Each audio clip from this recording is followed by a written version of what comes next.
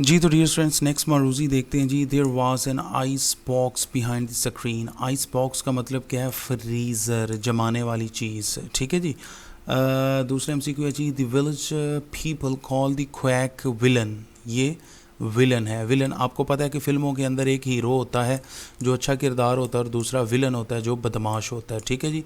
तो चीटर जो होता है वो विलन होता है, तो विलन का यहाँ पर कौन सा आएगा? तो आएगा नेव। क्या? नेव।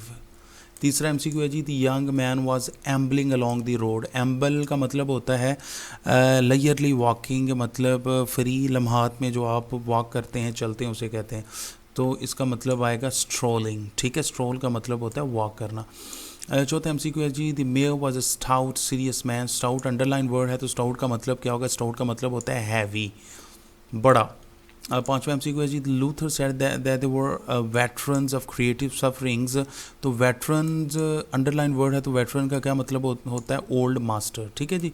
छठा एमसीक्यू है, the girl was scared. Scared underline word है, तो स्केयर का मतलब क्या है? डरा हुआ होना, ठीक है। तो दुरुस्त ऑप्शन आएगा फ्राइटेंड। जी तो डियर स्टूडेंट्स नेक्स्ट जो एमसीक्यू है वो है जनाब वाला seven number. Mrs Spalding crosses to pose with his wife and daughter. तो पोज का मतलब यहाँ पर क्या है? हेट, आर्गू या फाइट या इम्प्रेस। तो पोज का मतलब होता है इम्प्रेस करना, ठीक है जी। पोज, इम्प्रेस करना। आठवां एमसीक्यू है जी, the sea washes up some pretty good things. तो वॉशेज अप का मतलब जब सी के साथ आ जाए तो इसका मतलब है इजेक्ट्स, बाहर निकाल देता है। समंदर कुछ प्यारी चीज़ें बाहर फेंक देता है। नौवां एमसीक्यू है जी, the poet sees the scene the women walking erect. Walking erect का मतलब सीधी चल रही है, उसमें ज़रा भी खम नहीं है। तो इसका दुरुस्त ऑप्शन क्या आएगा जी? अपराइट, सीधी, ठीक है जी।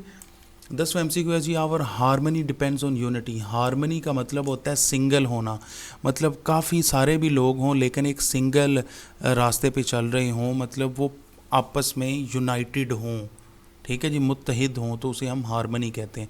तो क्या इसका मीनिंग आएगा? सिंगलनेस, ठीक है जी। बाकी तीनों जो वर्ड्स हैं वो इसके अपोजिट मीनिंग दे रहे हैं, ठीक है जी।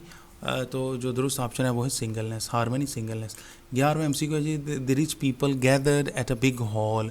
जो अमीर लोग थे वो बिग हॉल में क्यों जमा हुए थे? फॉर अ डिस्कशन, ठीक है। ये ह्यूबर्ट वाली कहानी में से आया हुआ एमसीक्यू। 12वां, the king was famous for his. ये नौशेरवा वाली कहानी में से आया हुआ है। तो जो किंग था वो किस लिए मशहूर था? For his justice. B option दुरुस्त है, ठीक है जी। तीसरा एमसीक्यू है जी, Della's hair reached below her. तो कहाँ पर? हर नी, ठीक है जी। 14वां एमसीक्यू है जी, the visitor was dressed in the fashion of. जो विजिटर था वो कौन से फैशन के लिबास में मलबूस था? तो वो 1860 था। 15वां एमसीक्यू है जी, how many years ago did Harry buy the shop. कितने साल पहले हैरी ने दुकान ख़रीदी थी? तो इसका दुरुस्त ऑप्शन है 24 साल पहले, ठीक है जी। अब डियर स्टूडेंट्स ये जो पोर्शन है ये 5 नंबर का है। करेक्ट फॉर्म ऑफ वर्ब आपने लगाना है। मैंने जस्ट आपको एक चीज़ बतानी है और उसके बाद आप इंशाल्लाह लजीज ईजिली कर लेंगे। अब देखें जी, पहला जुमला है all the students except Ali dash present. तो आपको पता है जो वर्ब आता है ये हेल्पिंग वर्ब आता है वो सब्जेक्ट के मुताबिक आता है। यहाँ पर जो सब्जेक्ट है वो प्लूरल है। अगर सब्जेक्ट प्लूरल होगा तो जो हेल्पिंग वर्ब है वो भी क्या आएगा? प्लूरल आएगा, ठीक है। All the student except Ali were present, तो ये प्लूरल वर आएगा, ठीक है जी। 17 नंबर एमसीक्यू है जी, माई फ्रेंड सेड दैट। अब देखें जी, अगर जुमला ऐसा है कि उसके एक हिस्से में सेड आ गया है, क्या आ गया? सेड आ गया, पास्ट आ गया, पास्ट इंडेफिनिट आ गया, तो जुमले का जो दूसरा हिस्सा है, ठीक है जी, तो वो भी पास्ट में ही आएगा, ठीक है। तो एक हिस्से में पास्ट इंडेफिनिट आ गया तो दूसरे हिस्से में पास्ट परफेक्ट आएगा, ठीक है जी। ये सिंपल सी निशानी। My friend said past indefinite that he had completed, ठीक है।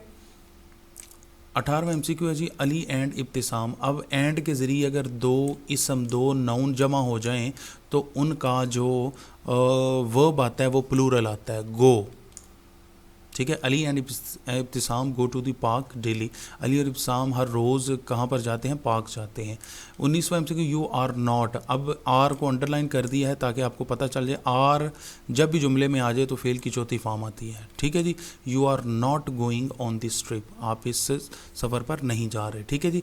आगे 20वां MCQ है जी ही शुड हिज पेरेंट्स। तो शुड के बाद फेल की पहली फॉर्म आती है, तो फेल की पहली फॉर्म देखें बगैर किसी एडिशन के तो वो ये है ए ऑप्शन। तो ये ऑप्शन दुरुस्त है। He should help his parents, उसको अपने वालिदैन की मदद करनी चाहिए।